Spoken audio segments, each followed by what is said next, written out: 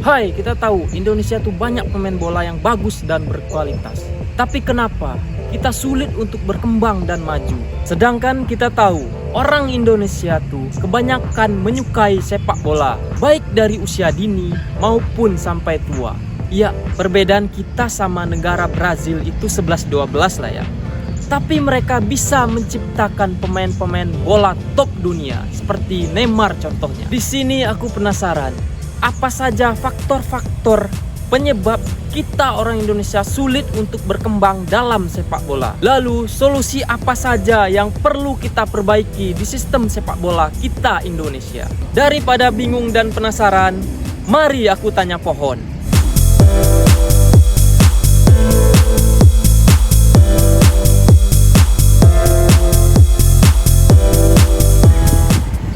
Pohon, coba kamu jelaskan kenapa bola di Indonesia itu susah untuk berkembang. Sepak bola Indonesia sulit berkembang karena beberapa faktor, di antaranya korupsi dan buruknya pengelolaan PSSI, kualitas liga yang masih jauh dari standar internasional, kurangnya rasa bangga dan dukungan dari berbagai pihak, serta kurangnya fokus pada pembinaan pemain muda dan pelatih. Sedangkan di kota aja, fasilitasnya pun masih kurang memadai, apalagi di kampung-kampung, di pelosok desa. Jauh dari kurang memadai.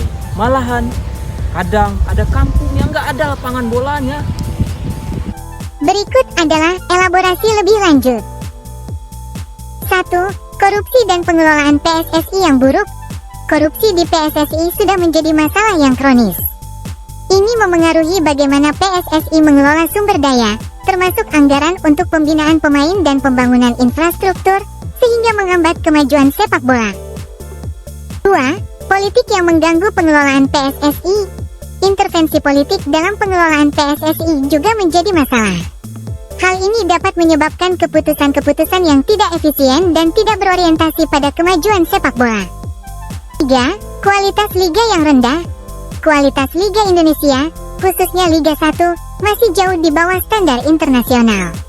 Ini berdampak pada kualitas pemain dan pelatih yang berkiprah di liga tersebut, serta pada kemampuan pemain Indonesia untuk bersaing di level internasional. 4. Kurangnya rasa bangga dan dukungan. Kurangnya rasa bangga dan dukungan dari berbagai pihak, termasuk masyarakat dan pemerintah, juga menjadi penghambat.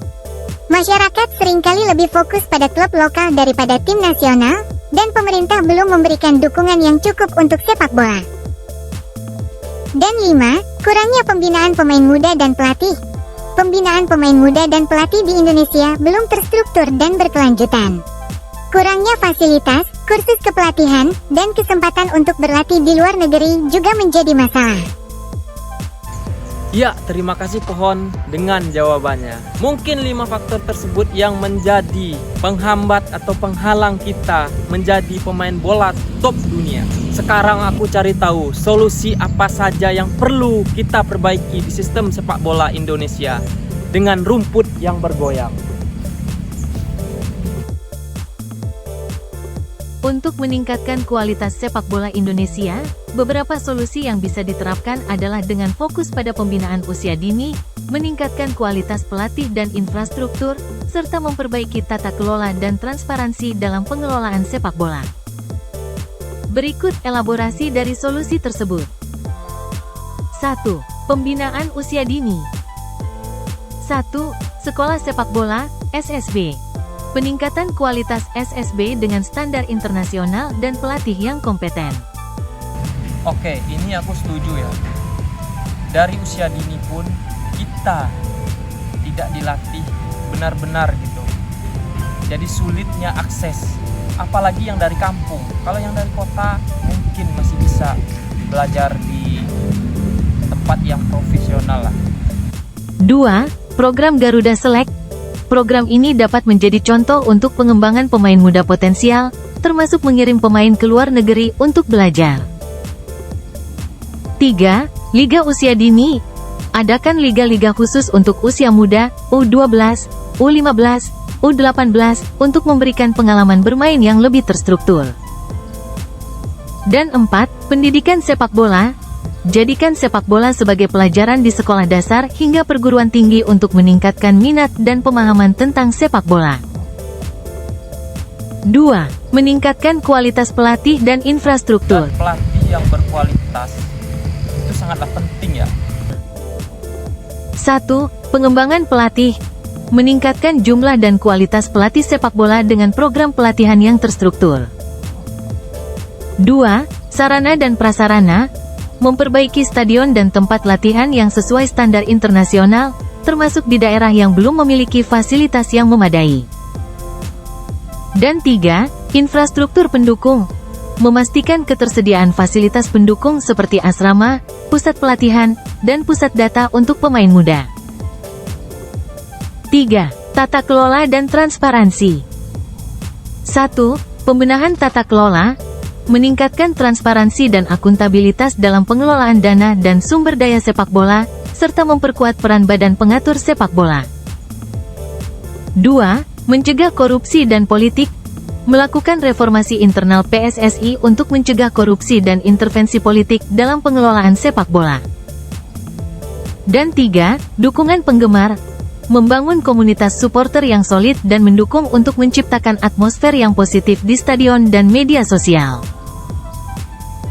Dengan penerapan solusi-solusi ini, diharapkan sepak bola Indonesia dapat berkembang menjadi lebih kompetitif dan profesional, serta mampu bersaing di tingkat internasional.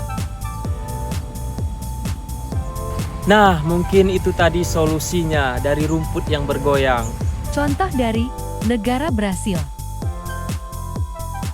Brasil menciptakan pemain hebat melalui kombinasi dari budaya sepak bola yang kuat, jumlah penduduk yang besar, dan sistem pengembangan pemain yang efektif, termasuk sekolah sepak bola dan akademi. Faktor penting lainnya adalah kecintaan penduduk terhadap sepak bola, yang mendorong banyak anak-anak untuk bermain sejak usia muda dan mengembangkan keterampilan mereka. Berikut adalah beberapa faktor yang lebih detail. 1. Budaya sepak bola yang kuat. Sepak bola sangat populer di Brasil, bahkan dianggap sebagai suatu agama. Hal ini membuat banyak orang bermain sepak bola sejak usia muda dan mengembangkan bakat mereka.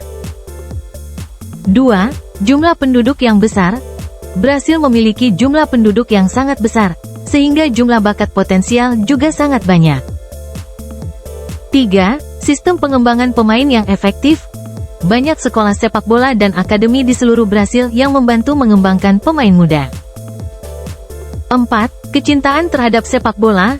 Orang Brasil memiliki kecintaan yang besar terhadap sepak bola, yang mendorong mereka untuk terus berlatih dan meningkatkan keterampilan mereka. 5. Sistem futsal. Banyak pemain Brasil yang belajar futsal sebelum sepak bola, yang membantu mereka mengembangkan kontrol bola dan refleks yang cepat. Dan 6. Kemiskinan. Pada masa lalu, sepak bola menjadi jalan keluar bagi banyak orang Brasil dari kemiskinan, yang mendorong mereka untuk menjadi pemain yang hebat. Permainan bola anak-anak di kampung seringkali sangat sederhana dan memanfaatkan barang-barang di sekitar. Beberapa contohnya adalah sepak bola di lapangan rumput atau sawah. 1. Sepak bola. Sepak bola merupakan permainan yang sangat populer di kampung. Anak-anak sering bermain sepak bola di lapangan rumput, sawah, atau jalanan. Mereka menggunakan bola yang terbuat dari kulit, kain, atau bahkan bahan-bahan sederhana lainnya. 2. Bermain bola dengan bola sederhana. Jika bola sepak tidak tersedia, anak-anak di kampung sering bermain bola dengan bola yang terbuat dari kain bekas, atau bahkan plastik yang dibungkus. Mereka tetap bisa menikmati permainan dengan kreativitas mereka sendiri. 3. Melempar dan menangkap bola. Permainan sederhana seperti melempar dan menangkap bola juga sering dilakukan oleh anak-anak di kampung. Ini bisa menjadi kegiatan yang menyenangkan dan membantu melatih keterampilan motorik. 1. Manfaat bermain bola. Perkembangan motorik. Bermain bola membantu meningkatkan keterampilan motorik anak, seperti kemampuan melempar, menangkap, dan mengontrol bola. Kerja sama tim. Permainan bola juga mengajarkan anak-anak untuk bekerja sama dalam tim dan berkomunikasi dengan baik. Keterampilan sosial. Bermain bola membantu anak-anak belajar berinteraksi dengan teman-teman dan mengembangkan keterampilan sosial mereka. Ya, semoga pemerintah kita sesegera mungkin memperbaiki sistem sepak bola kita di Indonesia ini supaya menciptakan pemain-pemain top dunia. Ya, mungkin itu tadi video singkat dari aku. Terima kasih bagi kalian semua yang sudah nonton video ini sampai akhir. Ya, kita doakan semoga timnas Indonesia bisa lolos ke Piala Dunia. Dan kita berharap Indonesia bisa menciptakan pemain-pemain top dunia. Akhir kata dari saya, mohon maaf lahir dan batin. See you the next video.